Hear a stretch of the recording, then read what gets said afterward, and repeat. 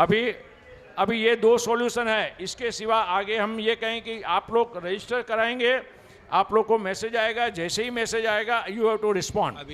और हम इस विषय पे सुप्रीम कोर्ट के जज के कहने पर आप लोग का डाटा जब मिलेगा फिर हम उसका पूरा फाइलिंग करेंगे, बनाएंगे, और अगर एज पर लॉ हम पिटिशन कर सकते हैं तो society for fast justice court में आप सबके लिए जाएगी।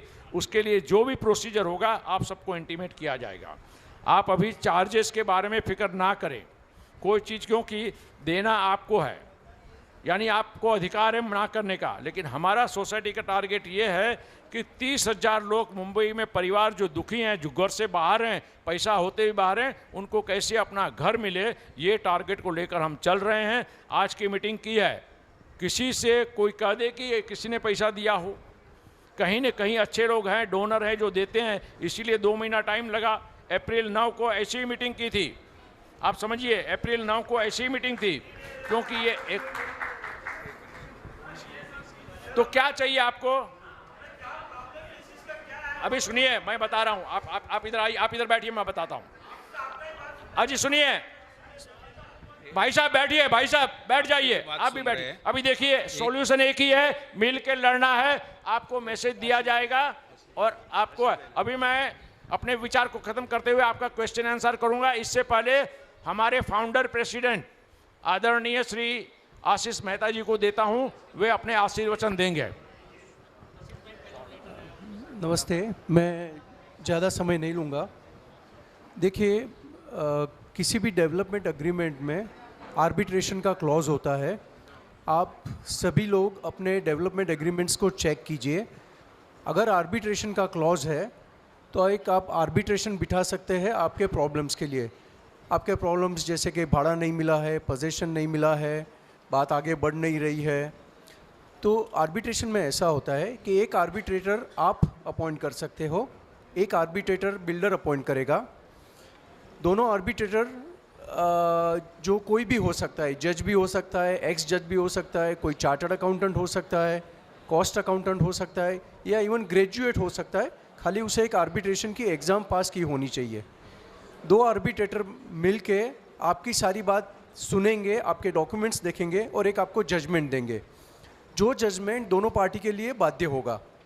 समझो उनका जजमेंट अलग अलग पड़ता है तो वे लोग एक अंपायर रखेंगे और अंपायर का जजमेंट जो है वो सबको बाइंडिंग होगा। अभी समझो आप लोगों ने आपकी किसी समस्या के लिए आर्बिट्रेशन को मूव किया, आर्बिट्रेटर्स ने एक वर्डिक्ट दिया और बिल्डर ने उसका ऑनर नहीं किया, तो क्या? तो ऐसे केस में आप आर्बिट्रेशन अवार्ड को लेके बॉम्बे शेरिफ की ऑफिस में जा सकते हो। वहाँ जाके आप एग्जीक्यूशन की मांग कर सकते हो। तो कोर्ट का आदमी बिल्डर की ऑफिस में जाएगा या बिल्डर का बैंक अकाउंट जो बैंक में है वहाँ जाएगा, या उसकी प्रॉपर्टी कहीं भी हो जो आपको ऑफ कोर्स उसकी लिस्ट देनी पड़ेगी, वहाँ जाके कोर्ट का स्टिकर लगा देगा। और जब तक बिल्डर अपना कमिटमेंट पूरा नहीं करेगा तब तक वो स्टिकर नहीं निकलेगा। समझो स्टिकर लग गया और उसने अपना कमिटमेंट 1-2 महीने में पूरा नहीं किया, तो आपको एक और छोटी सी एप्लीकेशन करनी होती है जिसको कहते हैं वारंट ऑफ सेल। यानी इस बार कोर्ट का आदमी जाएगा, बिल्डर की प्रॉपर्टी सेल करेगा और आपको जो भाड़ा देना है वो देगा। अगर आपको प्रॉपर्टी नहीं मिली है तो भी उसकी प्रॉपर्टी बेचने के लिए नोटिस आ जाएगा। 99% ये स्टेज पे जो डिफ़ॉल्टर होता है वो कहीं से भी पैसा खड़ा करके आपकी कमिटमेंट पूरी कर देता है। ऐसा मेरे साथ हुआ है। मैंने 13 जन के सामने आर्बिट्रेशन फाइल किया था, 11 केस में मैं जीता था। जब किसी ने पैसा नहीं दिया तो मैंने आर्बिट्रेशन अवार्ड एग्जीक्यूट करवाए, उन पे वारंट ऑफ सेल तक निकाला, तब जाके पैसे आए। सामने से आदमी ढूंढते ढूंढते मेरे यहाँ आया, मेरे यहाँ पे ऑर्डर दिया और मेरे से डिस्चार्ज सर्टिफिकेट लिखवा के लेके गया। तो आर्बिट्रेशन अपना डिस्प्यूट रिजॉल्व करने के लिए एक बहुत अच्छी सिस्टम है। सभी बिल्डर इसके बारे में जानते हैं, इसीलिए सभी डेवलपमेंट एग्रीमेंट में आर्बिट्रेशन का क्लॉज वे लोग सामने से डालते हैं ताकि डिस्प्यूट के केस में वो लोग सीधा आर्बिट्रेशन बुलाए और ना कि उनको सिटी सिविल कोर्ट या स्मॉल कोजेस कोर्ट में जाना पड़े। ऐसी एक दूसरी डिस्प्यूट रिजॉल्व सिस्टम है मेडिएशन। इसमें दोनों पार्टी अपनी तरफ से एक एक मीडिएटर रखती है जो दोनों पक्षों को सुनने के बाद एक सॉल्यूशन देती है कि भाई ये सॉल्यूशन आपके लिए ठीक रहेगा। अगर दोनों पार्टी मानती है तो मीडिएशन सक्सेसफुल हो जाता है और बात आगे बढ़ती है। इसी तरह से और भी काफ़ी सॉल्यूशंस है, पर केस टू केस बेसिस पे सबका सॉल्यूशन अलग अलग होगा। तो आप सबके पास हमारा ये नंबर है, आप हमें कांटेक्ट कीजिए। हम आपके एक एक केस को स्टडी करके आपको इंडिविजुअल रिजोल्यूशन देंगे और 99% वो रिजोल्यूशन काम करेगा, क्योंकि हम वकील नहीं है पर हमारे पास अनुभव है, ये सब आपके काम आएंगे। प्लीज़ आप हमारे अनुभव का लाभ लीजिए। हम सबके साथ बांटना चाहते हैं ताकि आप सबको वो सब चीज़ों से न गुजरना पड़े जिसमें से हम गुजरे हुए हैं। अभी क्वेश्चन आंसर सेशन शुरू होगा। एक सेकेंड, अच्छा एक मिनट, एक सेकेंड, ठीक है। मेरी बात मैंने यहाँ समाप्त की और आप सब लोगों से क्वेश्चन आंसर के लिए हम अभी 1 मिनट में आपसे संपर्क करेंगे। क्वेश्चन आंसर सेशन है, आप लोग को समाधान जो है अभी बता देता हूं ताकि जो भाई साहब ने बताया ना, देखिए समाधान इंडिविजुअल केस हम ले नहीं सकते हैं। पहले बैठिए, चाप बैठ, हाँ यस मिलेगा आपको। अभी देखिए, आप सबसे अनुरोध है कि देखिए क्वेश्चन आंसर सेशन में पहली बात याद रखिएगा, सभी की समस्याएं एक समान है। अगर पागड़ी वाले को घर नहीं मिला है तो कलेक्टिवली फाइट करनी है, ये कंफर्म कर लीजिए। दूसरा, फ्लैट परचेज ने पैसा दिया और फ्लैट नहीं मिला है, अकेला नहीं लड़ पाएगा, हम लोग को साथ में लड़ना पड़ेगा, वही समाधान है। क्योंकि कम से कम मेरे पास 700 से अधिक लोग कोर्ट में गए हैं, किसी का फैसला 10-10 साल तक आया नहीं है। कहने का मतलब ये कि इंडिविजुअली कोर्ट में जाना इस देश में बहुत बड़ी सज़ा है, क्योंकि मालूम ही नहीं कि कब करेगा, क्या करेगा। और एक आदमी को मैंने अखबार में पढ़ा कि 10 साल पहले की जगह का उसको 5 गुना पैसा दिया, यानी उसने 80 लाख दिया होगा तो 4 करोड़ दिया, लेकिन वो 80 लाख का कीमत 9 करोड़ हो गया था फ्लैट का। कहने का मतलब कि कोर्ट जो देता है ना, हाँ। तो अभी क्वेश्चन आंसर चालू करते हैं। आप लोग जो भी कहना चाहे, माइक दे दो, माइक दे दो वहाँ पर आगे आगे नहीं, इधर आना पड़ेगा।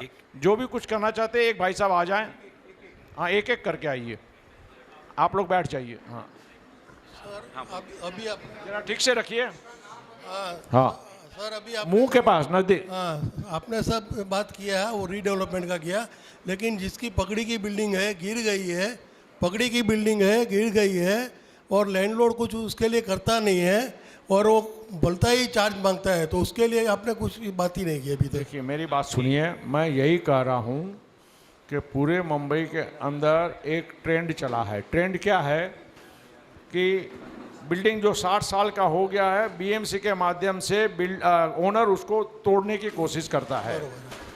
अगर वो बिल्डिंग में जिन लोगों ने हमारे साथ संपर्क किया, मैं आपको एक उदाहरण लाइव एग्जांपल देता हूँ। एक भाई साहब, 26 लोग थे, उसमें से एक ही भाई लड़ा। अब बिल्डिंग C1 कैटेगरी में थी नहीं, वो C1 कैटेगरी का सर्टिफिकेट ले आया। तो C1 कैटेगरी के सर्टिफिकेट लेने के बाद भी कोर्ट में गए। कैसे कोर्ट में गए कि भाई आप अगर ये खाली करते हो तो हमको कब दोगे, डेवलपमेंट एग्रीमेंट कब बनेगा, हमको पोजीशन कब मिलेगा, और कानून के मुताबिक हमको भाड़ा मिलना चाहिए, वो दीजिए, हम खाली करने के लिए तैयार हैं। मान लीजिए C1 कैटेगरी में आपने तोड़ दिया, बाद में क्या होता है, अक्सर पगड़ी के अंदर मेरा जो अनुभव है, गरीब लोग बेचारे कोर्ट में जा नहीं पाते हैं। आज कोई कोर्ट फ्री में काम करता है, एडवोकेट फ्री में नहीं करता है। सबसे अधिक प्रॉब्लम यहाँ पर पागड़ी में आ रही है। अगर आपके सभी लोग मिलकर कोर्ट में जाते हैं तो अभी के जो कानून है उसके मुताबिक आपको उसको मिनिमम जगह आपको देनी है, आपको भाड़ा देना है और टाइम बाउंड कमिटमेंट करनी है। ये पॉसिबल है, लेकिन इसके लिए अकेला अकेला जाएंगे आप थक जाएंगे। लेकिन अगर हमारे पास डिटेल आती है तो हम सबकी तरफ से सीधा कोर्ट में जाएंगे कि आप इसके बारे में कुछ निश्चित कीजिए। पागड़ी सिस्टम वालों के, ठीक है, हाँ। 1 सेकेंड, पागड़ी सिस्टम वालों के लिए अलग से करना पड़ेगा क्योंकि उनका मैटर अलग होता है। दूसरी महत्व की बात है, अगर सीनियर सिटीज़न हो, कॉन्स्टिट्यूशनल राइट के हिसाब से आपका अगर कलेक्टिव फाइल करते हैं तो सीनियर सिटीज़न की केस पहले ही सुनी जानी चाहिए। कॉन्स्टिट्यूशनल राइट है उनका। अभी हम लोगों की सबकी उम्र कम से कम 50 के ऊपर हो गई है। अगर और कितने साल जिएंगे पता नहीं। अगर आप कलेक्टिव करोगे और महत्व की बात, रेरा आप में से कितने लोगों ने पढ़ा है? महारेरा कितने लोगों ने पढ़ा है? अगर आपने पढ़ा है तो आप उसमें चेक कर लीजिए, बिल्डर एसोसिएशन उसमें रजिस्टर्ड है। अलॉटी का एसोसिएशन या फ्लैट ओनर्स का एसोसिएशन या तो रीडेवलपमेंट वालों का एसोसिएशन उसमें एक भी नहीं है। आपने देखा होगा, उसका फ़ायदा ये बिल्डरों ने उठाया है। और आपके साथ आपको सरकार ने भी ठगा है, अथॉरिटी भी ठग रही है, बिल्डर्स भी ठग रहे हैं। हम लोग ठगने के लिए ऊपर से पैसा भी देते हैं। ठगी कायदे के हिसाब से हो इसलिए हम लोग रजिस्टर्ड भी करते हैं, हम लोग स्टैम्प ड्यूटी भी देते हैं, हम लोग जीएसटी भी देते हैं। ये सब अगर रोकना चाहते हो, अगर हमें फ़ायदा अपना जो मकान टूटा है उसे अगर मिलाना चाहते हो, वापस लेना चाहते हो, तो हम सबको एक साथ में खड़ा रहना चाहिए, खड़ा रहना पड़ेगा। अगर आपका जो भी समस्या है, जैसे राजेंद्र भाई और आशीष भाई बोले, आप आके संक्षिप्त में बताइए, एक एक मिनट में, दो दो मिनट में बताइए, ताकि सबकी ज़्यादा से ज़्यादा बातें सुनी जा सके और उसमें से उस पर समाधान निकाल पाए। ठीक है? एक मिनट राजेंद्र भाई, एक सेकेंड। देखिए, आपने अभी ये कहा कि C1 कैटेगरी में आपका बिल्डिंग गिर गया है, ठीक है? अच्छा, इसके केस में ऐसा हो गया है कि लैंडलॉर्ड डेवलप नहीं करता है, बिल्डर डेवलप नहीं करता है, टेनेंट बिल्डिंग टूटने की वजह से घर से बाहर हो गया है, तो ऐसे केस में क्या कर सकते हैं? देखिए, अभी देवेंद्र फडणवीस सरकार का एक राजपत्र आया है ऑफिशियल गैजेट में, जहां वे लोग तजवीज़ कर रहे हैं, इनफैक्ट बनी गया है कायदा, खाली उसकी प्रोसीजर बननी बाकी है, कि टेनेंट्स खुद महाड़ा को अप्रोच कर सकते हैं विथ प्लान, और लैंडलॉर्ड या बिल्डर बनाए ना बनाए, टेनेंट्स मिलके बिल्डिंग बना सकेंगे। तो इसकी वजह से ये कायदा जैसे अमल में आया, समझो आप लोगों का प्रॉब्लम काफ़ी हद तक सॉल्व हो जाएगा, क्योंकि जो बिल्डिंग छोड़ के चले गए, आधा छोड़ के चले गए हैं, या लैंडलॉर्ड कुछ कोऑपरेट नहीं कर रहा है, वहाँ टेनेंट्स एसोसिएशन बनाओ, प्लान बनाओ, भाड़ा में सबमिट करो और खुद ही डेवलपमेंट कर लो। इससे अच्छा कुछ हो ही नहीं सकता। आप बोलिए। हाँ, मेरा नाम बाबू सोनावाला है, मैं कल्याण से आया हूँ और मैं सब आपका आभार व्यक्त करता हूँ कि आपने ज़रूरतमंदों को मदद के लिए ये संस्था खुला है। हमारे यहाँ 1000 फैमिली बेघर है, 13 साल से ना भाड़ा दे रहा है ना घर बना रहा है। 500 करोड़ का बिल्डर ने उस पर लोन लिया है जगह पे, और कमेटी ने उसको मदद किया है, लिख के दिया है, और हम लोग महाड़ा का लैंड पर है जो इसके पर रहता है, लीज पर रहता है। आपको क्या अभी आप अपना क्वेश्चन कीजिए, मुझे सबकी बात सुनिए। आपका दर्द क्या है हमको ये बताइए, हमारा दर्द है कि भाड़ा मिले, घर मिले, हाँ। कॉर्पस फंड मिले, और इसमें आप लोग की सोसाइटी सहयोग करे। इसमें जो कुछ रहेगा, इसमें 1000 कुटुंब बेघर है, ठीक है। इसमें 50% से ज़्यादा सीनियर सिटीजन है, आपकी 20% लोग मर गए हैं। सुनिए, आपकी बात समझ गए। आपकी जैसी समस्याएं बहुत लोगों की है। सोसाइटी फॉर फास्ट जस्टिस ऐसा आपको मैसेज आएगा। देखिए, हर चीज़ मैं यहाँ पर एक्सप्लेन नहीं कर सकता। We are working 24 hours on this issue. हमारा एक ही लक्ष्य होता है कि आप लोग का काम जल्दी कैसे हुए, क्योंकि न्याय तंत्र काम का नहीं, रेरा काम का नहीं। ये भाई साहब बेचारे आर्बिट्रेशन के लिए 15 साल दिए, लेकिन आज भी वो गारंटी नहीं दे सकते हैं कि आर्बिट्रेशन कब होगा। यानी रेरा भी काम का नहीं, कोर्ट भी काम की नहीं, आर्बिट्रेशन भी काम का नहीं। अब आपकी संघ शक्ति काम आएगी, बाकी कोई चीज़ काम नहीं आएगा। और ये हमने अपने जीवन में किया है। हमने अभी 4 सोसाइटी को बेनिफिट दिलाया, जहाँ पर सोसाइटी मेंबर साथ में लड़ने के लिए तैयार हुए। एक छोटा सा एग्जांपल बता दूँ। एक सोसाइटी में सभी लोगों ने कह दिया कि हम जहाँ पर हैं वहीं पे रहेंगे, हमको अभी एडिशनल स्पेस नहीं चाहिए। एडिशनल स्पेस के लिए लालच में आदमी समय निकालते हैं। उन लोगों ने कहा कि अगर हमारा 130 स्क्वायर फीट का रूम है, 60 साल हो गया है, हम जो बना हुआ है ना उतना अपना पैसा खर्च के बना लेंगे, हमको कोई कानून लागू मत करो, हम हमारे बिल्डिंग को जैसा है ऐसा ही बनाएंगे। अब फायदा क्या हो गया कि 130 स्क्वायर फीट का एक आदमी को 3,000 रुपये खर्च आया, यानी 4 लाख रुपए में उसका घर जो टूटने वाला था वो बच गया। उनको बाहर जाके भाड़ा देने की जरूरत नहीं पड़ी कि उन्होंने कहा हमको जितना है। और जब आप बनाते हो, मान लो ओनर बोलता है कि बनाना है, ठीक है, जिस दिन तुम हमको भाड़ा देना चालू करेगा, नया प्लान पास करेगा, उस दिन हम ये मकान तोड़ देंगे। तो समझदारी से काम बड़ा। अब नेक्स्ट आइटम लीजिए, बस ठीक है।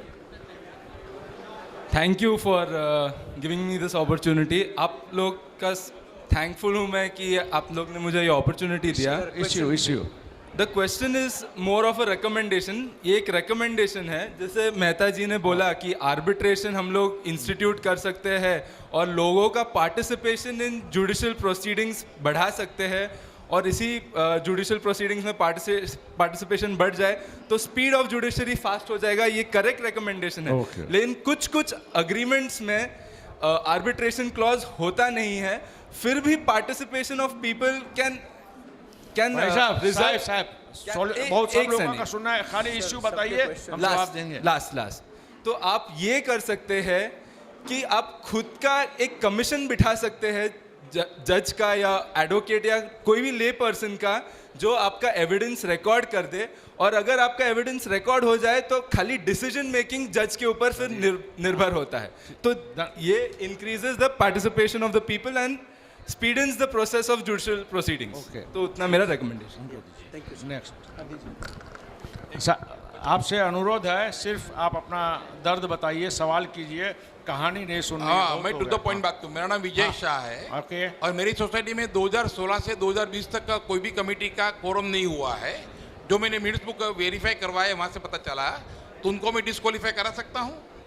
एक क्वेश्चन नंबर एक है, सोसाइटी में 12 मेंबर में से 5 मेंबर वैसे है कि जिनके पिताजी गुजर गए, हस्बैंड गुजर गए, और जो नॉमिनेशन केयर प्रोविजन मेंबर है, बिल्डिंग के रीडेवलपमेंट में जा रही है, डेवलपर फोर्स कर रहा है, इसको साइन कीजिए। मैं समझ गया आप विजय जी, आपने जो बात कही वो पर्सनल क्वेश्चंस है। पर्सनल क्वेश्चन हम यहाँ पे चर्चा नहीं कर सकते हैं। आप टेलीफोन करके अपॉइंटमेंट लेकर आइए, आपको पूरा इसका मार्गदर्शन दिया जाएगा। हाँ, नमस्ते जी। नमस्ते जी। हाँ बोला साहब। मेरा इंट्रोडक्शन की ज़रूरत नहीं, आप समझ सकते हैं। मेरा नाम भरत मिस्त्री है, मैं वसई से आया हूँ। मेरा प्रॉब्लम ये है कि बोरीवली ईस्ट में C1 कैटेगरी में पगड़ी का बिल्डिंग गिरा दिया है। वहाँ पे 3 टेनेंट्स और एक लैंडलॉर्ड में ऐसा है कि 2 लैंड लेडीज़ थी, दोनों लैंड लेडीज़ थी, गुजर गए हैं। उनके बेनिफिशियरीज के बीच में डिस्प्यूट चल रहा है, 10-12 साल से केस चल रहा है। जब तक उनका केस का सॉल्यूशन नहीं होगा तब तक आगे का प्रोसीजर क्या होगा पता नहीं चलता है। और मेरे 2 भाई जो है सीनियर सिटीजन है, 75 ईयर्स की एज है, वो रास्ते पे आ गए।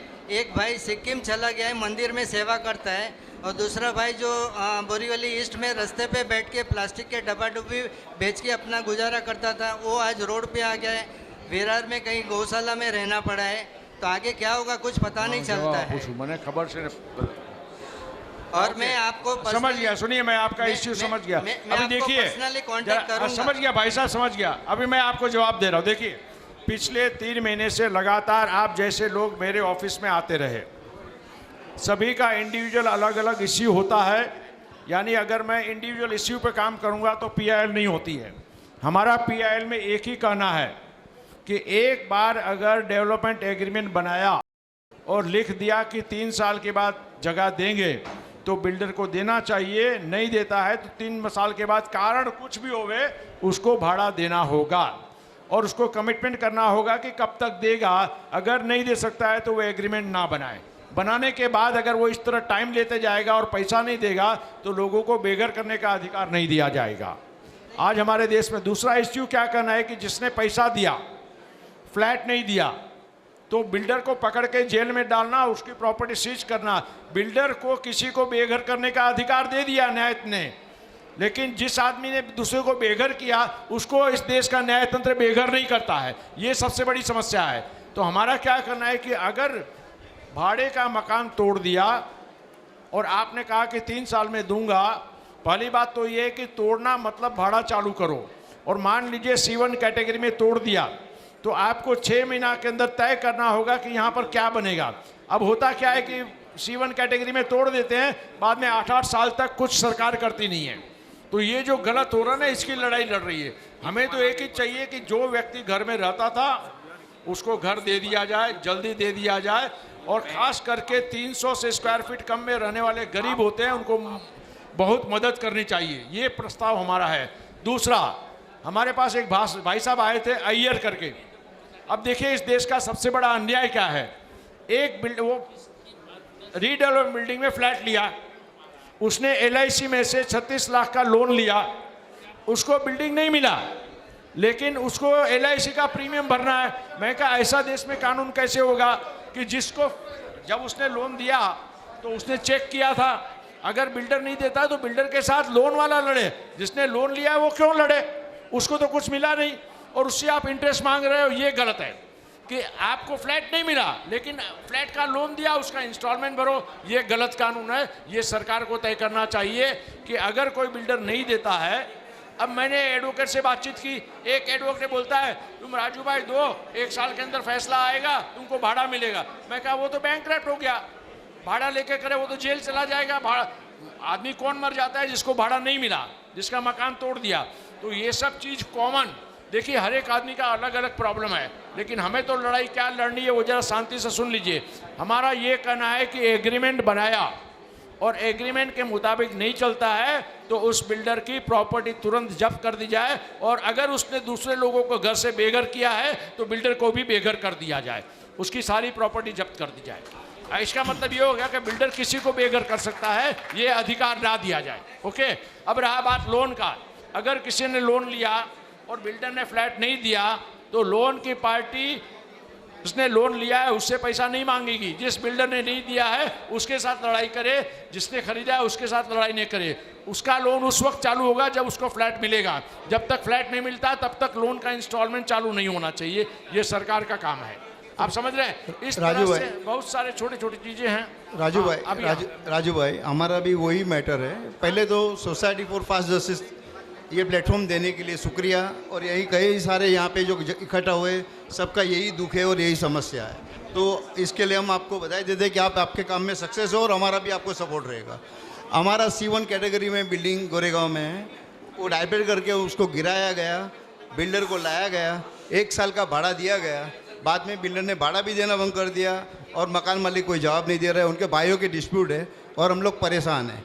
कोर्ट में आज 10 साल से हमारा केस चल रहा है, कोई वहाँ से हमारा कोई निकाल अभी तक आया नहीं है, और जो वो 2 भाइयों की वजह से कोई आगे बात बढ़ नहीं रही है। ना बिल्डिंग बन रहा है, ना हमको वहाँ पे प्रीमाइसेस मिल रही है। जैसे अभी मेहता जी ने बताया कि नया अभी फडणवीस साहब ने निकाला है, हम लोग उस पर मेहनत कर रहे हैं। और हमारा वहाँ पे हम लोग जिस तरीके से अभी आपने बोला सोसाइटी रजिस्टर करने के लिए, तो वहाँ पे हमें थोड़ी दिक्कत आ रही है। 2-3 लॉयर को हमने दिया था, हमारा हुआ नहीं। अभी एक लॉयर ने बोला है कि अभी होने में हफ्ते में, तो आगे हमको दिक्कत हुई तो हम आपके कांटेक्ट करेंगे।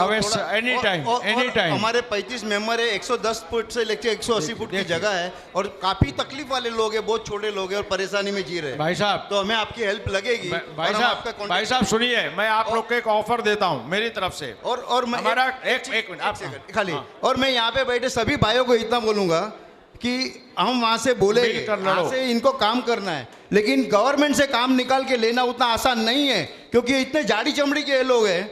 और वहाँ पे लॉयर हो या एडवोकेट हो या फिर अपने जस्टिस हो या तो अपनी पार्लियामेंट कॉर्पोरेटर MLA MP हो, सब मिले जुले, इनसे काम निकालना, क्योंकि सबके फाइनेंस पीछे से सबके लगे हुए एक दूसरे। तो ये लिंक इतनी जबरदस्त है, उसमें इनका साथ हम लोग बराबर देंगे तो ही हम लोग क्लियर हो गए और इसमें से पास हो गया, हमारा काम बढ़ने वाला है। ठीक है भाई साहब, ओके। अभी सुनिए, आपको बता दूं, इन्होंने जो बात कही ना, इसीलिए मैं आपको बताता हूं। अगर आपकी सोसाइटी में किसी प्रकार का अन्याय हुआ है और अगर आप 50 से 100 आदमी को जमा कर सकते हैं तो वहाँ पर मैं अपॉइंटमेंट लेने के बाद 2 घंटे का स्पीच दूंगा और मुझे पूरा विश्वास है कि आप लोग लड़ने के लिए तैयार हो जाओगे। सबसे पहला काम, वॉलंटियर बन जाइए, उधर नाम और नंबर दे दीजिए। आने वाले दिनों में आपको हमारी तरफ से मैसेज पहले बिल्डिंग के बारे में ही आएगा, चाहे वो भाड़े का हो चाहे आपने खरीदा हो। आपको कैसे जल्दी से जल्दी मिले, हमारा वो टारगेट है। हर एक इश्यू का, हर एक आदमी का अलग अलग इश्यू है, उसके लिए नहीं लड़ना। हमारा तो सरकार से एक ही कहना है, पैसा लिया जगह दो, बात खत्म हो गई। अगर लोन लिया है तो लोन का पैसा लोन लेने वाला नहीं भरेगा, जो बिल्डर है, बिल्डर के साथ वो जिसने लोन दिया है वो लड़ेगा। हमने लोन लिए तो हम नहीं, हमने जिससे लिए वो बिल्डर से लड़ेगा, क्योंकि वेरीफाई करने के बाद मुझे लोन दिया है। अगर वो बिल्डर नहीं देता है तो लोन देने वाला लड़ेगा। तकलीफ क्या हो कि लोन आपने ली, फ्लैट नहीं मिला, लेकिन लोन भरो, ये किधर का न्याय है मुझे बताइए? ये न्याय नहीं है। इसी तरह कॉमन इश्यू को हम ले रहे हैं। आप लोग सब एक चीज़ रखिए, अपना नाम और अपना नंबर दीजिए। आप लोग को 1 महीना के अंदर, देखिए हमको ये सब काम करने में समय लगता है, हमारे पास कोई स्टाफ नहीं है, सब हम लोग को मिलकर करना पड़ता है। तो आप लोग को मैसेज आता रहेगा और 1 महीना के अंदर मुझे पूरा विश्वास है कि हमारे पिटीशन की तैयारी हो जाएगी। आप लोग का रिस्पांस कितना जल्दी आता है वो देखना है। पहले वॉलंटरी बनिए हमारी वेबसाइट पर। वॉलंटियर बनने के बाद आपको हम एक व्हाट्सएप में फॉर्मेट भेजेंगे, वो फॉर्मेट आप भरकर हमको भेज दीजिए। जैसे ही हमारे पास सफिशिएंट लोग का आ जाएगा, हम कोर्ट में जाएंगे और आप सबके लिए न्याय की प्रार्थना हम लोग, हमारी संस्था करेगी। हाँ नमस्ते, मेरा नाम उर्मिला लूनवरा है, मैं विक्रोली से आई हूँ। मेरी एक ही रिक्वेस्ट है सर कि ये जो C1 कैटेगरी में जो डिक्लेयर कर देते हैं और निकाल देते हैं, तो खुद जो डेवलपमेंट करने का है सब हम लोग पब्लिक को मिलकर, वो कैसे करना है ना, उसका अगर एक सेमिनार हो तो वो हम आपको रिक्वेस्ट करते हैं। देखिए, मैं आपको एक कार्टर रोड नंबर 5 की कहानी बताता हूँ। कार्टर रोड नंबर 3 में और 5 में 2 केस मेरे पास हैं। एक केस ऐसा है कि 10 साल पहले पूरे बिल्डिंग सबके जो चाल में थे वो तोड़ दिए। 10 साल से उसने कुछ किया ही नहीं है। पहला 1.5 साल भाड़ा दिया, बाद के बाद लैंड अभी कैसी पड़ी है। हमने कहा कि भाई कम से कम इनका जितना घर था उतना घर बनाने का अधिकार दे दो। ये लोग 3,000 रुपये स्क्वायर फीट में अपना घर बना लेंगे, तो अभी जो भी बाहर में 20,000 भाड़ा देते हैं वो देने की ज़रूरत नहीं होगी। लेकिन वो भी कुछ हो नहीं पा रहा है, क्योंकि हमारे देश में कानून और न्याय तंत्र इतना सड़ा हुआ है। मैं तो कहता हूँ सबसे ज़्यादा न्याय तंत्र अन्याय करता है। अगर उसको दे दिया जाता कि तुम अपना घर जितना था उतना बना लो, तो कम से कम अपने घर में तो रहते। आज वो 3,000 रुपये स्क्वायर फीट खर्च करने तैयार है कि भाई मेरे पास अगर 110 था तो मैं 3.5 लाख में 110 में रहूँगा, जब तुमको बनाना है तब आना, हम तोड़ देंगे। लेकिन वो आज हमारा देश का न्याय तंत्र ये भी नहीं कर रहा है सर। ये बड़ा प्रॉब्लम। दूसरा, इसीलिए बस ये कैसे बनाना है, वो जो प्रोसीजर है ना वो हमको जानना जरूरी है। मैंने कहा है कि बीमारी दिल की है, माथा खराब मत करो। गुनहगार न्याय तंत्र और जज हैं, उनसे लड़िए। ये बिल्डर से लड़े, बिल्डर से क्या बताऊं, बोलना अच्छा नहीं है, लेकिन बिल्डर को तो हम 1 दिन में सीधा कर सकते हैं। एडवोकेट से लड़िए कि ये एडवोकेट हर एक तारीख का हराम का पैसा लेते हैं, न्याय होता नहीं है। उनको भी कानून लगना चाहिए, ये कानून डालना पड़ेगा। सर हम जज से भी लड़ते हैं, जज को है ना 166 में हमने लिया हुआ है, न्याय तंत्र में 60 नंबर कोर्ट के जज आपको को न्याय नहीं मिलेगा। मैं आपको क्लियर बोलता हूँ। प्लीज़ हॉल में जो जितने लोग बैठे हैं वो कृपया शांति बनाए रखें, क्योंकि सवाल जवाब करने वाले का नहीं सवाल सुनने में आता है और नहीं जवाब समझ में आता है। तो आप जिनको भी बात करनी हो हॉल के बाहर जाके बात करें। हाँ राजेंद्र भाई, मेरा क्वेश्चन ये है कि मैंने 2011 में बुकिंग किया था, 2014 में रजिस्ट्रेशन हुआ मेरा एग्रीमेंट, 2017 में मेरा डेट ऑफ पोजीशन है और अभी 2023 जून आ गया, अभी तक मुझे पोजीशन नहीं मिला। मेरा 320 फ्लैट्स है, उसमें बिल्डर ने मोस्टली सपोज कि 80% फ्लैट दे दिया। हम लोग ने 40 लोगों ने केस किया था रीरा में जाके, क्योंकि ये तो मोफा का था। रीरा आने के बाद 1.5 साल रीरा में कैसे डेट पे डेट आ गया, लेकिन जजमेंट भी आया ना तो विदाउट फाइनल हियरिंग। तो जजमेंट में भी मेरे एडवोकेट को भी पता ही नहीं कि क्या लिखा हुआ है। तो मैं अपील में गया, क्योंकि मैं थोड़ा लीड कर रहा था सबको, तो उसने मुझे साइडलाइन कर दिया। 44 मेंबर को उसने पोजीशन दे दिया, तो he is not giving me position.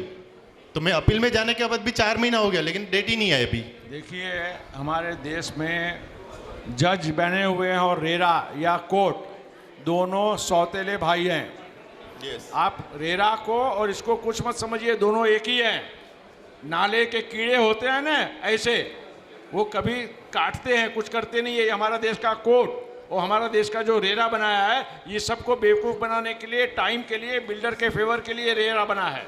क्योंकि रेरा में मैंने एक बार एक जज से पूछा, जज से नहीं पूछा, एडवोकेट से पूछा कि मुंबई शहर के अंदर रोज कितनी तारीख मिलती है और कितना फैसला होता है। वो ईमानदार एडवोकेट ने क्या बोला मालूम है? राजू भाई, 10 आदमी को तारीख मिलती है और फैसला सिर्फ 1 होता है। यानी 5 साल के बाद ये 4 करोड़ 75 लाख केस जो है ना वो 10 करोड़ हो जाएगा, क्योंकि फैसला एक करते हैं, तारीख 10 देते हैं। ये सबसे बड़ी तकलीफ है। आप अभी लड़ने के लिए तैयार होइए। सर मैं अकेला ही लड़ रहा हूँ अभी। मैं रिपीट कर रहा हूँ। देखिए हमारा जो काम है हम आपके पास कर रहे हैं। हम आपको जोड़ने के लिए आए हैं और साथ में कोर्ट में जाने के लिए आया हैं। आप लोग अपना नाम और नंबर लिख दीजिए। पहली बात हम लोग चेक करके वेरीफाई करके आप लोग को मैसेज भेजेंगे। आपको काम क्या करना है कि जैसे ही हमारे पास से आपको मैसेज आएगा आपको तुरंत रिस्पॉन्स देना है। जो रिस्पॉन्स नहीं देगा उसका नाम डिलीट कर दिया जाएगा। जो रिस्पॉन्स आएगा उसी से हम आगे बढ़ेंगे, क्योंकि जो नहीं आएगा उसका हम नहीं करेंगे। दूसरा, आप जब वॉलंटियर बनते हैं ना तो तुरंत एक मैसेज भेजिए। मैसेज में लिखिए कि मेरा ये नाम है, हम आज वॉलंटियर बन गए हैं, टाइम लिख दीजिए और कुछ मत लिखिए। और कहानी हम नहीं पढ़ेंगे, बड़ा होगा तो उसको डिलीट कर देंगे। हमको सिर्फ आपका नाम चाहिए, आप वॉलंटियर बन गए ये मुझे पता चलना चाहिए। उसके बाद जो एक्टिव हैं उनको ही हमारा मैसेज जाएगा। जो जवाब नहीं देता है उसका नाम हम डिलीट कर देंगे।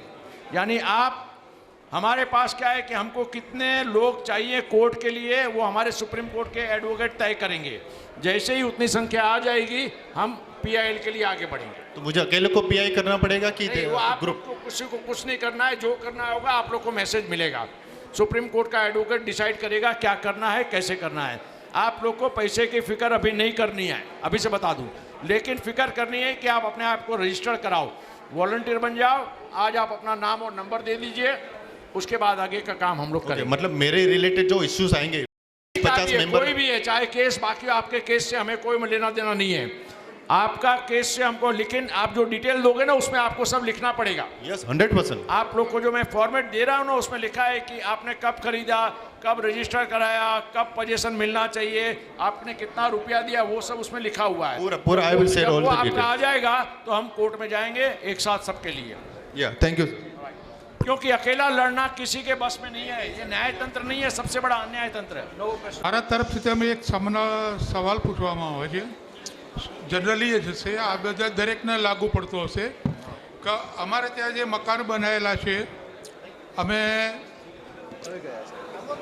વર્ષોથી છે ને ત્યાં આગળ લગભગ 70 વર્ષથી ચાલી સિસ્ટમમાં રહીએ છીએ। એમાં અમારા જે સસરા હતા એમના નામનું મકાન હતું, એમના વારસદારોને આ પ્રકારનો ફાયદો મળી શકે ખરો?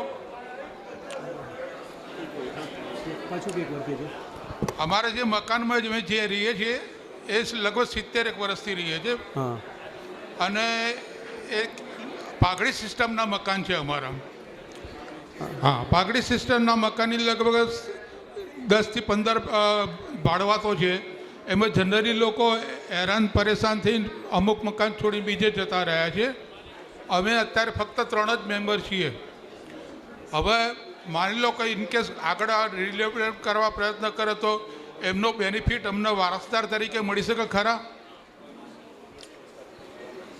મળી શકે કે વાંધો નથી। ટેનન્સીનું ઇન્ડિવિજ્યુઅલ કેસ નહીં કહો, જરાક તમારું પર્સનલ પ્રોબ્લેમ નહીં કહો। પર્સનલ એટલે અમારા જે આવો ઘણા લોકોને પ્રશ્ન હોઈ શકે છે। જો સાહેબ ઇન્ડિવિજ્યુઅલ ક્વેશ્ચન માટે હું અહીંયા સમય નહીં બગાડું। તમે ટેલિફોન કરી ઓફિસમાં આવજો, અમે સમાધાન આપશું। તમારે અહીંયા બધાના વચ્ચે એક ઇન્ડિવિજ્યુઅલ ક્વેશ્ચન નહીં કરાય।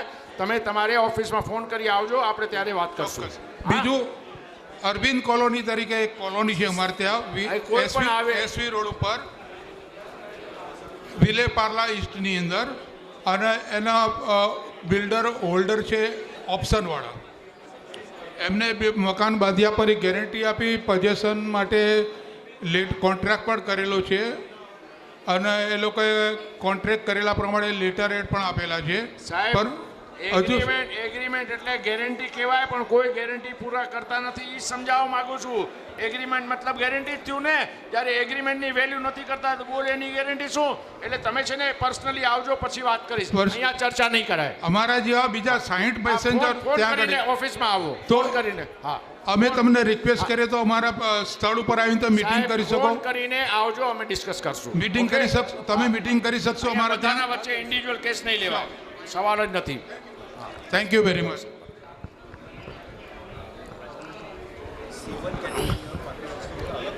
સાહેબ મારું નામ વિનોદ ઠક્કર છે मेरा नाम विनोद ठक्कर है और मैं अभी यहाँ पर बोरीवली में रहता हूँ। पर हम लोग का जो थाना में हम लोग टेनेंट थे और 1998 में म्यूनसिपाल्टी ने बाय फोर्सली सबको बाहर निकाल कर मकान खाली करवाया।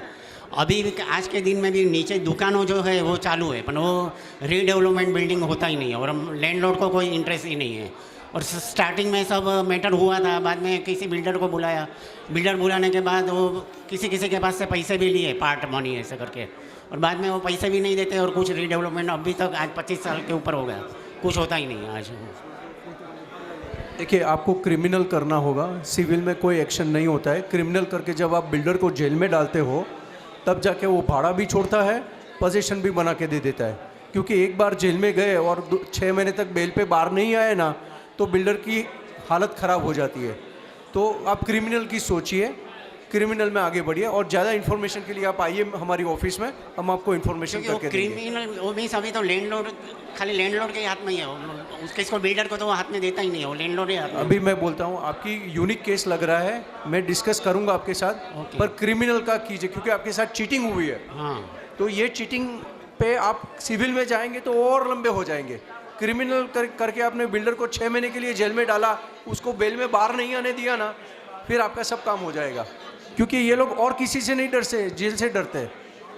देखिए, ये नंबर लिख लीजिए आप।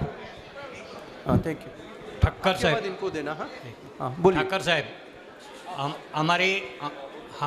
हमारी सोसाइटी, हिंदी में बोलिए प्लीज सबको।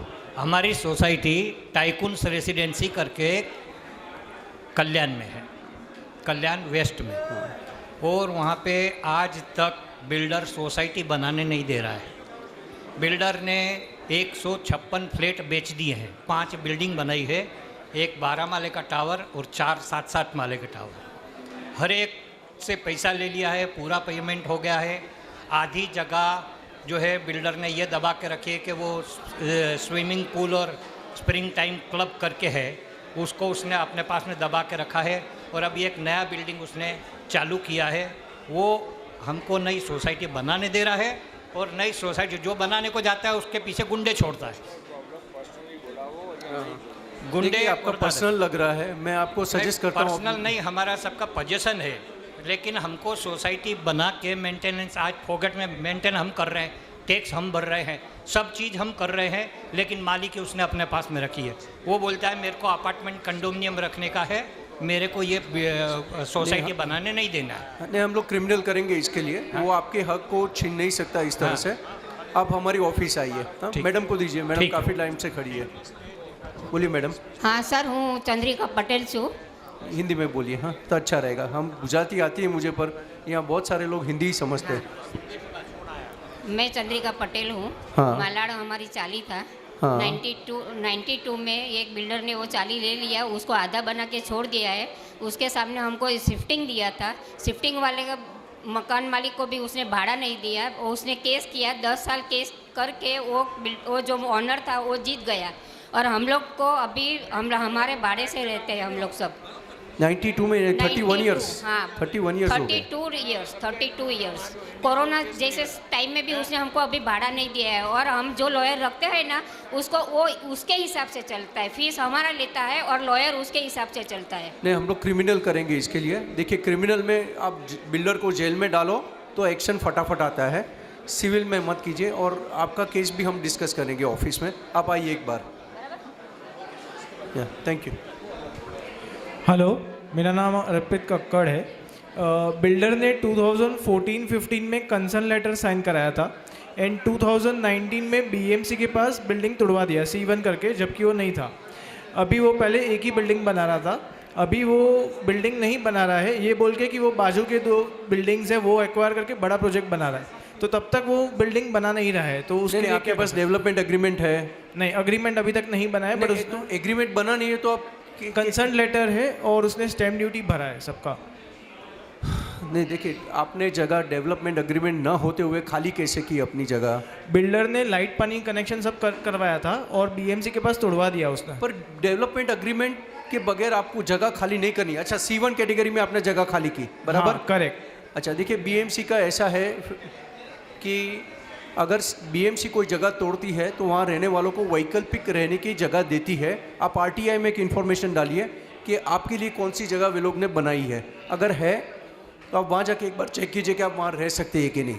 अगर नहीं रह सकते तो अभी ये फडणवीस जी का जो नया अध्यादेश आया है उस हिसाब से आप टेनेंट सब मिलके माड़ा में एप्लीकेशन देंगे, प्लान देंगे कि ये जगह हम रीडेवलपमेंट करेंगे, बिल्डर और लैंडलॉर्ड को आप निकालिए यहाँ से, क्योंकि उनकी कैपेसिटी भी नहीं है, उनसे होता भी नहीं है।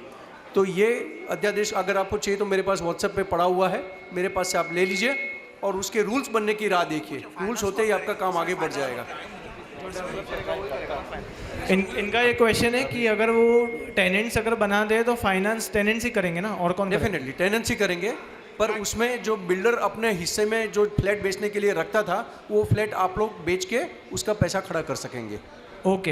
एंड एक क्वेश्चन ये है कि बिल्डर ने बिल्डिंग बनाया लेकिन कन्वेंस नहीं दिया, ओसी आ गया, अभी बिल्डर ये बोल रहा है कि बिल्डिंग में जो एक फ्लैट है वो उसका पार्टनरशिप में टेनेंट के साथ है, जब तक वो उसका रिजल्ट नहीं आता है सॉल्यूशन तब तक वो कन्वेंस नहीं देगा। नहीं, आप डिम कन्वेंस के लिए अप्लाई कीजिए, उसमें आपको बिल्डर की ज़रूरत नहीं पड़ती है। आपके सारे पेपर्स देख के आपको डिम कन्वेंस इशू कर दिया जाएगा, which is as good as conveyance. Okay. And एक लास्ट क्वेश्चन, बिल्डर जो है ओपन टेरेस का अग्रीमेंट होने के बावजूद भी वो डिनाई कर रहा है कि उसका वो कुछ एरिया नहीं देगा, उसके लिए क्या कर सकते हैं? अभी देखो अगेन एक्शन लेना ही है, रेरा में जा सकते हैं। हेलो, अभी देखिए भाई साहब, ये सब इंडिविजुअल क्वेश्चंस हैं, सभी को इंटरेस्ट इसमें नहीं होता है। हर एक आदमी की अपनी अपनी समस्या है। हमारा एक ही टारगेट है कि आप सबको एग्रीमेंट के मुताबिक फ्लैट मिले, देरी किया है तो इंटरेस्ट मिले, और बिल्डर को सज़ा दिलाओ, ऐसी सज़ा दिलाओ कि दूसरा कोई बिल्डर किसी और के साथ गलत करने की कोशिश ना करे। हमारा टारगेट यही है कि सबसे पहले आप लोग जिसने पैसा दिया है और फ्लैट नहीं दिया, पहले फ्लैट दे, ना दे तो उसको भी घर से बाहर कीजिए। बिल्डर को जब तक कड़ी सज़ा नहीं मिलेगी तब तक आप लोग का ये काम ऐसा चलता रहेगा। दूसरा, कोर्ट के अंदर जज को बोल देना है न्याय नहीं कर सकता है, ताला मार दो, फैसला हम लोग खुद कर लेंगे। ये आप कोर्ट के ऊपर इंतजार करेंगे तो आपको फैसला मिलना नहीं है। कहीं ना कहीं माइट इज राइट, जिसकी लाठी उसकी भैंस, ये कानून इस देश में लाना पड़ेगा। जज या तो करो, नहीं करते हो बंद कर दो, नहीं चाहिए ऐसा न्यायतंत्र। जो आपको जो प्रॉब्लम है ना वो सभी को है, इसलिए मैं बोलता हूँ आप लोग को समय पर फ्लैट मिले, जिसने पैसा दिया है उसको फ्लैट मिले। अगर फ्लैट नहीं दे सकता है तो इंटरेस्ट के साथ पैसा दे। बाकी जो लीगल काम बाकी है, आप जो बोल रहे हैं वो सब लीगल पॉइंट में काम बाकी है, इसका समाधान सोसाइटी फास्ट जस्टिस नहीं कर सकती है। ये न्याय तंत्र का ही काम है कि बिल्डर ने गलत किया तो बिल्डर को सजा दो कि तुमने एसी नहीं दिया, तुमने कन्वेंस नहीं दिया, तुम्हारा ड्यूटी है। ये काम न्याय तंत्र कर सकता है, सोसाइटी फॉर फास्ट जस्टिस नहीं कर सकती है। तो आप आर्बिट्रेशन भी चेक कीजिए। अगर आपके डेवलपमेंट एग्रीमेंट नहीं बना है ना आपका, तो आपको जरा करना, क्रिमिनल परस्यू करना पड़ेगा।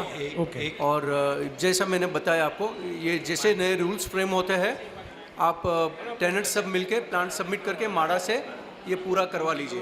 ओके। हाँ, बिल्डर और लैंडलॉर्ड को निकालिए बीच में से। Thank you. एक मिनट, आप सबको बता दूं, अगर कोई बिल्डिंग 2016 के पहले टूटी है, या अगर कोई बिल्डिंग 2016 के पहले टूटी है तो रेरा एक्ट 2016 के हिसाब से आज मतलब 2018 के बाद में 3 महीने के अंदर उस बिल्डिंग को, उस बिल्डर को, उस प्रमोटर को महारेरा के अंडर रजिस्ट्रेशन करना कंपलसरी है।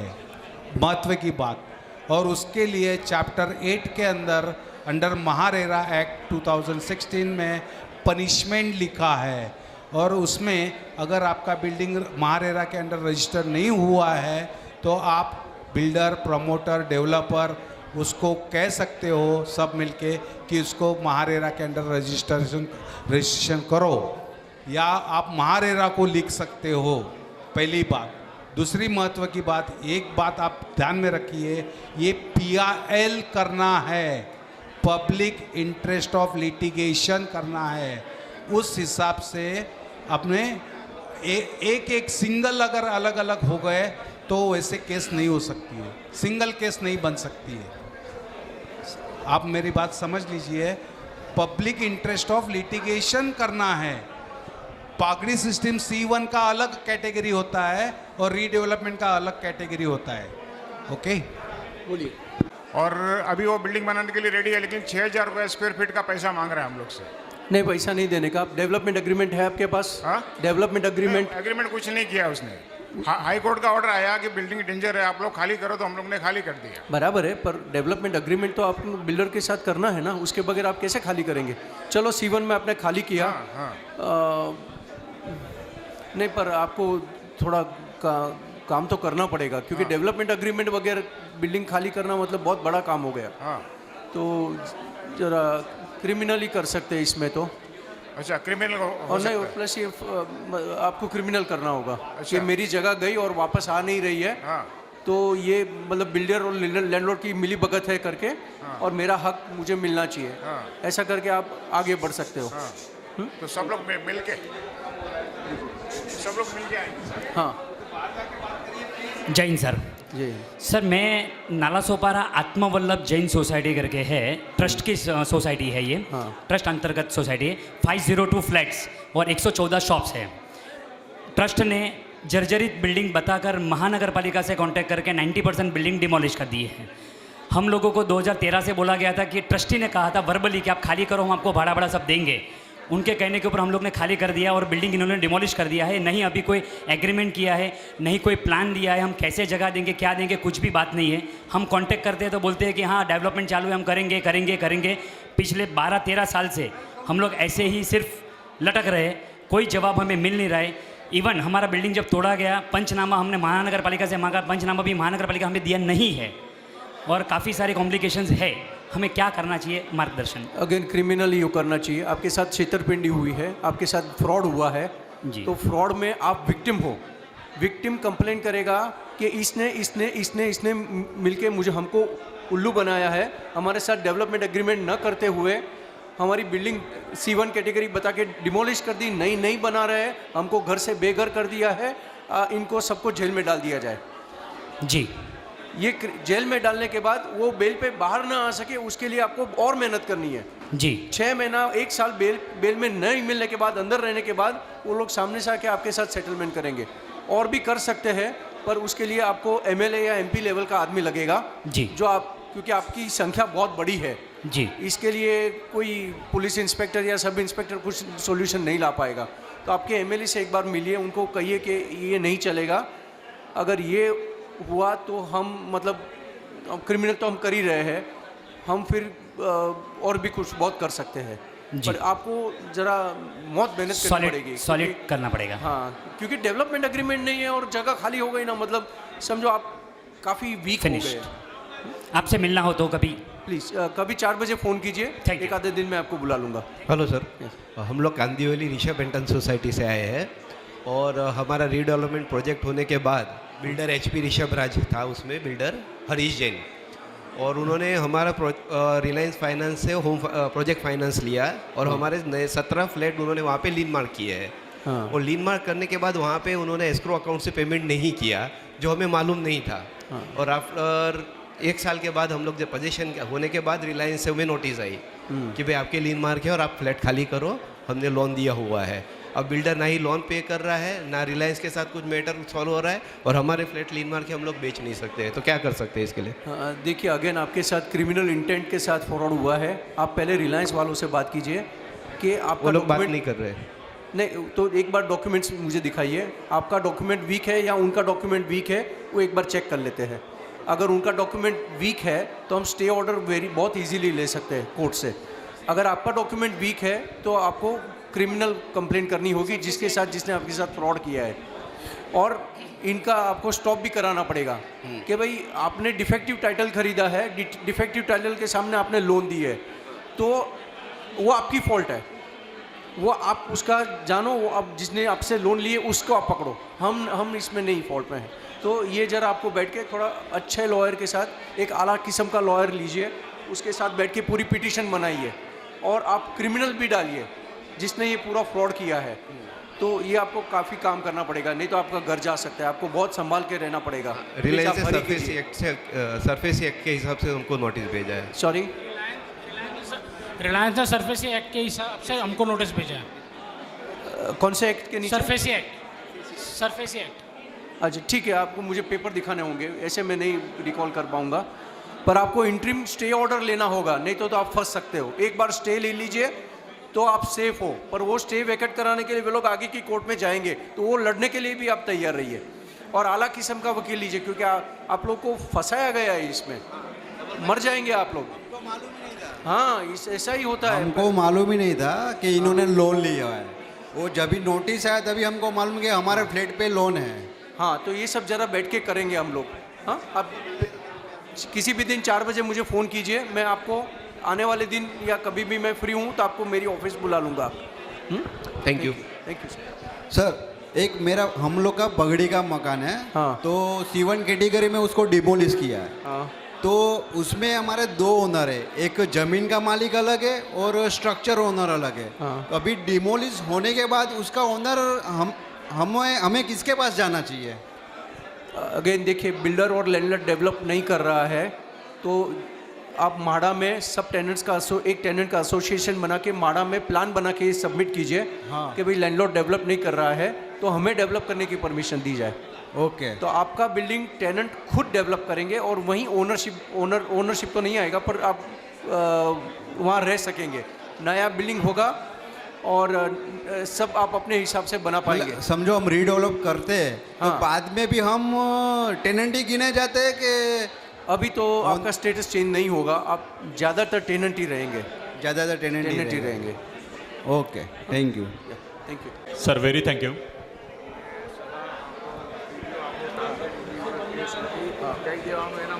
देखिए, हॉल खाली होने का टाइम हो गया है, 1 बजे तक हमें खाली करना है। अभी ये आपका लास्ट 4 पॉइंट्स है सर। बाद में आप सबके पास मेरा नंबर है, हमारा नंबर है, आप आके कभी भी मिल सकते हो। कार्ड हमें पूरा दे गया साहब। PIL जो बोल रहे थे आप, हाँ जी। तो PIL का गाइडलाइंस का कुछ वीडियो बना दीजिए सो दैट हम उसके डॉक्यूमेंट क्रिएट करके आपके पास लेके आए, नंबर 1।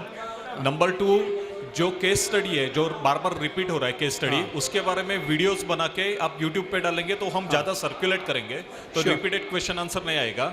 आपको इसके लिए जो टेक्निकल वीडियो वगैरह, ग्राफिक वगैरह कुछ मदद लगेगा, I am ready to provide you. Please, we are looking forward. या, और जो ऑनगोइंग प्रोजेक्ट जो ये फॉल्ट में जाने वाले हैं या ट्रैप में जाने वाले हैं, उनके लिए आप एक स्टार्ट कीजिए, मीन्स ये बस इतना ही।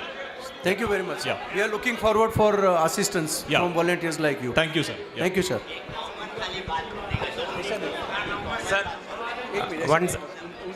सर, मेरा प्रॉब्लम दैनिष्ठा बिल्डर के साथ ना, मैं 2015 में 35 लाख दिया था।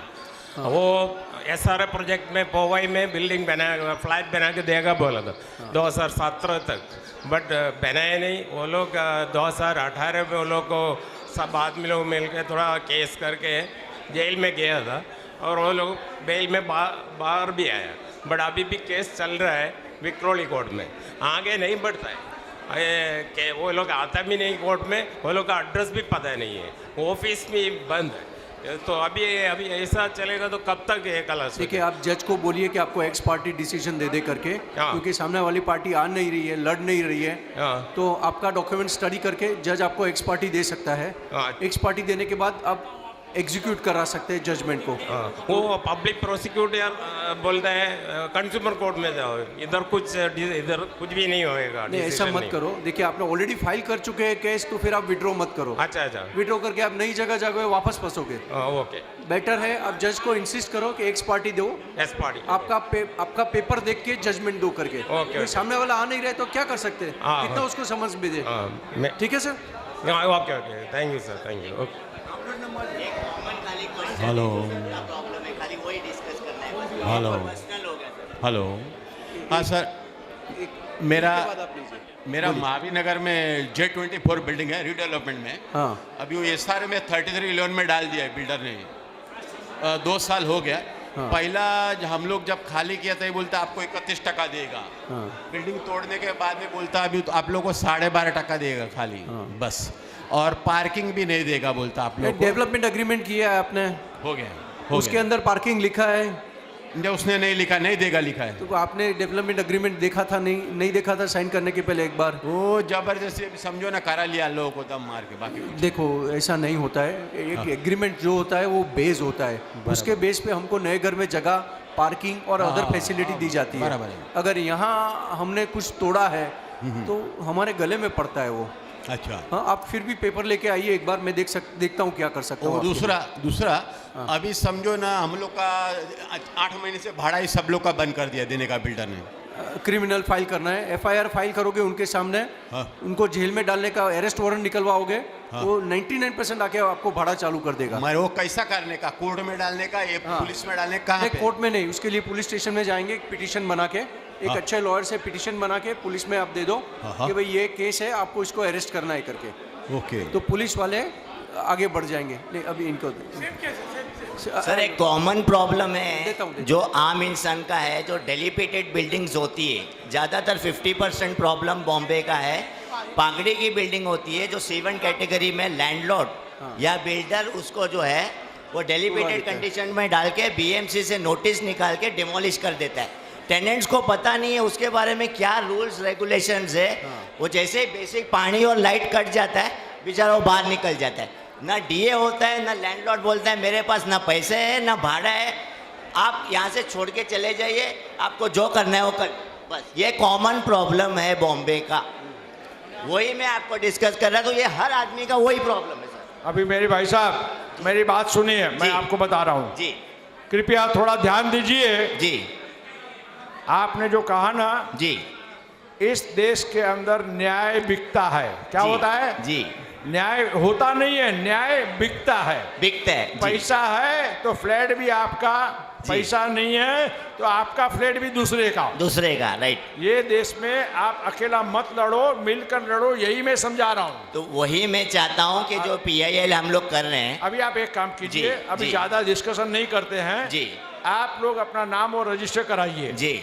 आप लोग को हम लोग की तरफ से मैसेज आएगा, ठीक है? 1 महीना का टाइम है, क्योंकि हमारे पास स्टाफ नहीं है। मीटिंग बुलाता हूँ तो लोगों से डोनेशन लेना पड़ता है जी। कोई फ्री में हमने किसी से पैसा नहीं लिया, अप्रैल में भी किया था। और ये एक छोटा सा मीटिंग में भी ₹1.25 लाख लगता है जी। 24,000 तो भाड़ा होता है जी, चाय बिस्किट लगता है, पैम्पलेट आज सुबह 40,000 बांटे। सर मेरा सजेशन एक नॉमिनल फी, अगर हम लोग 100 रुपए भी लेते हैं तो ये जो खर्चे हैं वो हम लोग डिस्ट्रीब्यूट कर सकते हैं और कॉमन आदमी को इसका कुछ सोल्यूशन मिलेगा। सुनिए मेरी बात, जब बैठा हुआ आदमी काम करना नहीं चाहता है तो आपके सजेशन की कोई वैल्यू नहीं है। राइट। उसीलिए जो बैठा है उसको सीधा करने कैसे करना उस पर ध्यान दीजिए कि वो काम करे जी। बाकी आप देखते हैं कि जो बैठा है जहाँ पर वो सिर्फ अपना देखता है, किसी का देखता नहीं है जी। अब वो कब करेगा? जब आप साथ में रहोगे तो करेगा, वरना कुछ करने वाला नहीं है। वही मेरा बोलना है कि अगर मैं आपसे कहता हूँ आप लोग हम सब साथ में हैं और अगर 100 रुपये भी दिया तो वो बोलेगा मेरा कंट्रीब्यूशन है, वो भी मेहनत करेगा। अभी सुनिए, अपना दूसरा मीटिंग जी सन्मुखानंद हॉल में होगा, 2700 आदमी, ठीक है? अपना दूसरा मीटिंग अब बहुत बड़े पैमाने पर है जी। और वहाँ पर तो हो सकता है कि कुछ अच्छे रिटायर्ड जज और एडवोकेट, उनको भी 10-10 मिनट दिया जाएगा। ओके।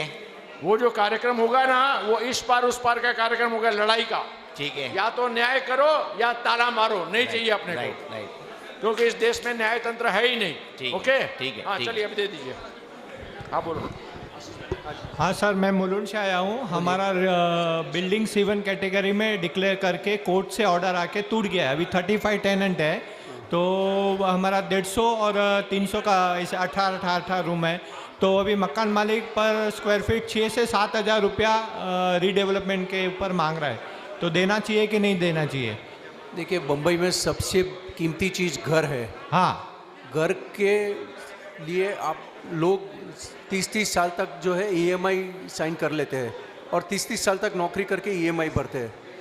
घर के लिए सब करना चाहिए अगर उसकी ऑफर रीजनेबल है। हाँ, रीजनेबल है एकदम। ऐसा डेवलपमेंट एग्रीमेंट आप बना लो। नहीं, वो नहीं बना है। नहीं, वो डेवलपमेंट एग्रीमेंट बगैर कैसे आप आगे बढ़ सकते हो? हाँ, तो बनने के बाद ही हमको देना है वो पैसा, और उसके लिए हमको 3 साल दिया भी जाता है।